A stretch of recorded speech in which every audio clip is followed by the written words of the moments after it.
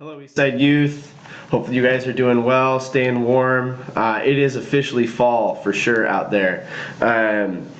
This is your midweek encouragement check-in, and yeah, let's get right into it. Sunday night we talked about Jesus and the priesthood, and how Jesus is a greater high priest, or is from a greater priesthood.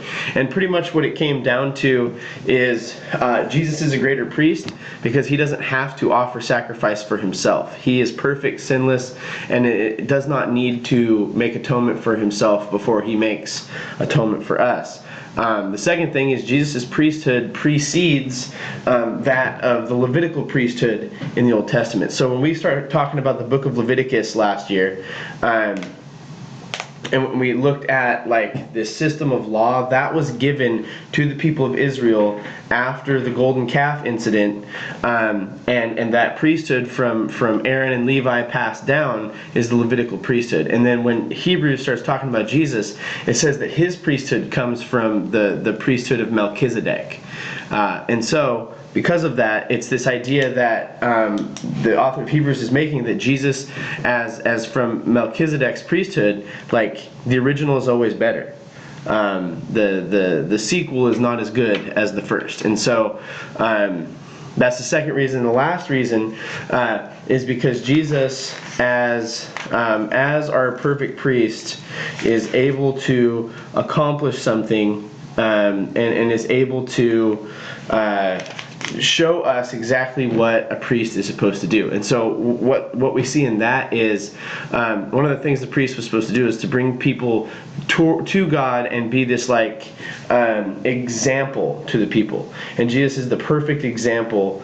And then in doing so, the model that he sets up for us is not one where we wait for Jesus to go to God on our behalf. He does that.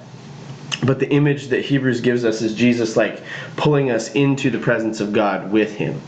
And so because of those things, Jesus is the greater priest, greater high priest. But this midweek, we're going to continue in Hebrews in a different spot. Remember, we're going through the Hall of Faith. And so we're going to look at our next person. Last week we looked at Abel. So the next person who kind of gets the honorable mention is a guy named Enoch. So let's go ahead and read it. Hebrews 11, starting in verse 5, it says, "By faith Enoch was taken up so that he should not see death. And he was not found, because God had taken him. Now before he was taken, he was commended as having pleased God. And without faith it is impossible to please him. For whoever would draw near to God must believe that he exists, and that he rewards those who seek him." Two verses in the book of Hebrews about Enoch, and only one is really actually about him. The other one we're going to talk about in a little bit. So who is this guy? So like with Abel, we have to jump back in our Bible to Genesis, and this one is going to be in Genesis chapter 5.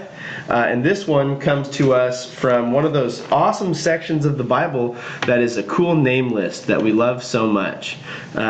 We all are a fan of a good name list. So Genesis 5, verse 21, verse 18, we meet Enoch. It says, "When Jared had lived 162 years, he fathered Enoch. Jared lived after he fathered Enoch 800 years and had other sons and daughters. Thus all the days of Jared were 962 years, and he died. When Enoch had lived 65 years, he fathered Methuselah. Enoch walked with God after he fathered Methuselah 300 years and had other sons and daughters. Thus all the days of Enoch were 365 years. Enoch walked with God, and then he was not, for God took him." And so that is the bit about Enoch. And one of the things that happens if you read all of Genesis chapter 5 is you find out that compared, like we read, oh man, Enoch lived 365 years. That's a dang long time. That's a long time. But what we read when we start reading Genesis 5, and we start looking at how long the people around that lived, it's not. Like in comparison, his dad Jared lived 962 years, and Methuselah, his son, lived 969 years. So Enoch lived like a third of the length of time that his dad and his son ended up living. And the reason is it says that God took him.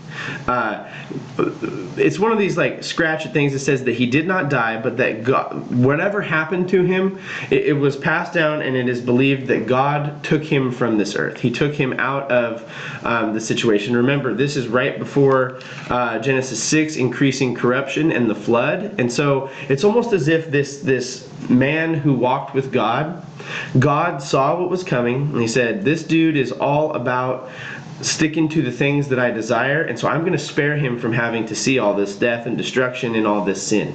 And he ends up in then importing it over to Hebrews, being this example in the hall of faith about what it means to walk with God. And it's a really weird example because there's lots of examples in the Old Testament, but this is like the second mention in Hebrews 11 of these Old Testament guys who had faith.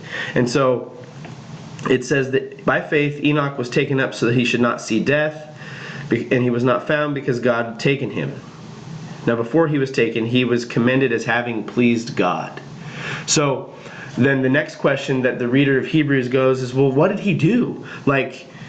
And remember, the book of Hebrews also is eventually going to deal with, so we have this really awesome Jesus that we should have faith in, but so what? What does that have to do with today?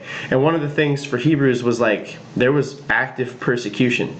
And the author of Hebrews is eventually going to say, because of Jesus and the faith you have in him, you can persevere, you can stand up under this. And so when they read about Enoch and they're like, oh yeah, God just blasted him off into the sky, where'd he go? Well, maybe I could get a piece of that. Let me get a hand on that ball. It says he was commended for having pleased God. So what did he do? What did he do to please God? And verse 6 tells us, without faith it is impossible to please God. For whoever would draw near to God must believe that he exists and that he rewards those who seek him. Now, I want to note one thing. There's this idea that in our life, and one of the goals is that we should find God. And I think that's a good notion, but I want you to see the language of verse 6. It says, whoever would draw near to God must believe that he exists and that he rewards those who seek him. And I think it doesn't say he rewards those who find him.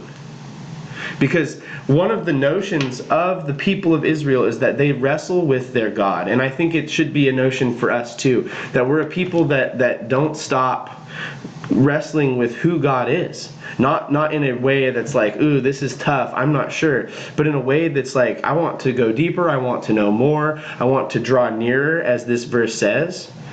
And when we do that, when we try to draw nearer, seek to know more, go deeper, and seek God, we are then practicing our faith. We would not do that if we didn't have faith in a God that was worth finding. And so, for the person of Enoch, he got the blast off. He did not see death. And one of the things that later it's set up as is Enoch is a picture of an eternal life to come. Kind of cool.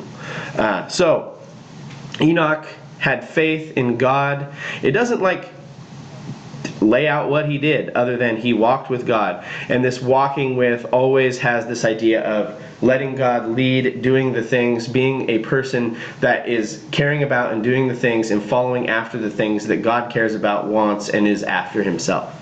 And so Enoch was one of those guys. And in the context of Genesis 5, he was one who was removed from the situation before it got really, really shady. So that is Enoch. We're going to continue next week. I think we'll be looking at Noah. So from Enoch, who avoids the flood, to Noah, who is right in the middle of it.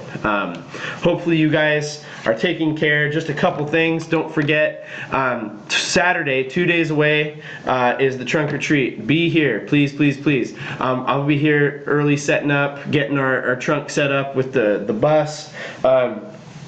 come hand out candy, have some candy, spend time. It's a good way for us to serve and care for some of the kids in our community who, I mean, it's been a long year, so let's give them some candy and help them to have a safe and fun time.